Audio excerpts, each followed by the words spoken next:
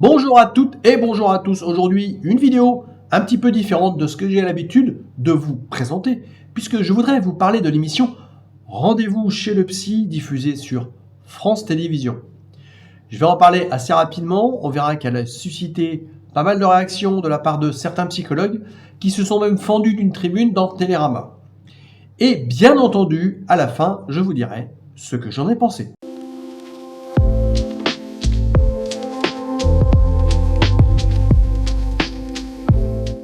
Alors de quoi ça parle? C'est une émission composée de 5 épisodes de 30 minutes chacun, où nous allons découvrir 6 personnes accompagnées par leur psychologue.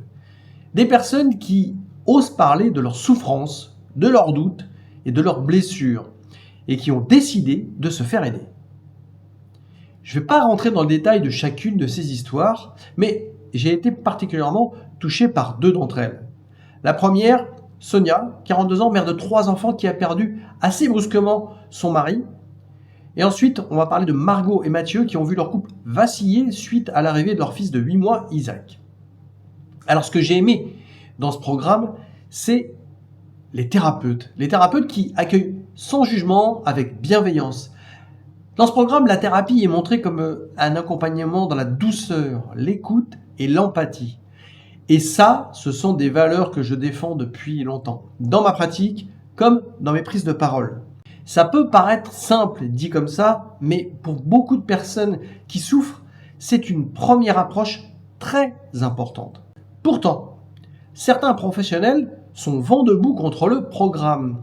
Ils ont d'ailleurs fait une tribune dans Télérama dénonçant une forme de télé-réalité, une trahison du secret professionnel ou une représentation faussée de la thérapie. Et je comprends parfaitement ces critiques. Il faut savoir que les thérapies sont toutes pratiquées dans le même décor reconstitué.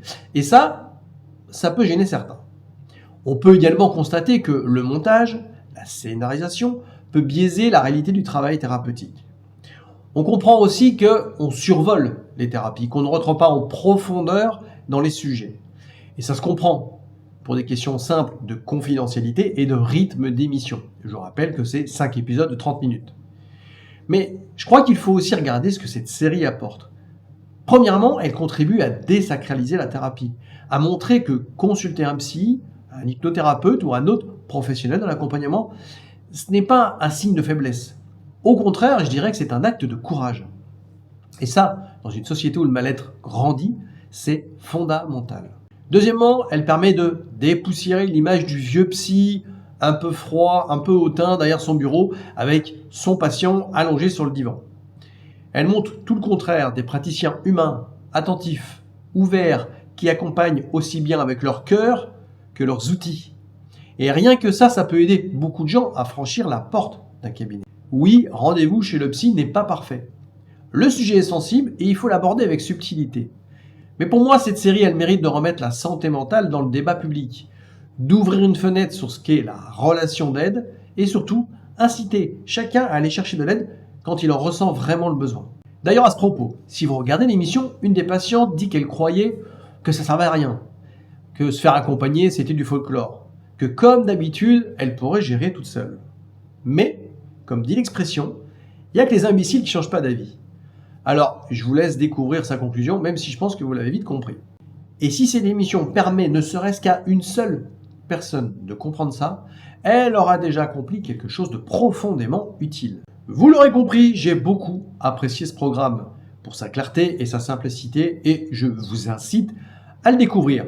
Le lien sera dans la description. Pour finir, et comme je l'ai souvent dit sur cette chaîne, peu importe la méthode que vous choisissez, peu importe le praticien que vous allez voir, soyez juste attentif au fait qu'il vous respecte, qu'il corresponde à vos valeurs, que surtout, il ne vous propose pas une solution toute faite avant de vous avoir longuement écouté. Bref, qu'il vous inspire confiance. Merci de m'avoir écouté, prenez soin de vous et de vos proches, et n'hésitez pas à pousser la porte des professionnels de l'écoute.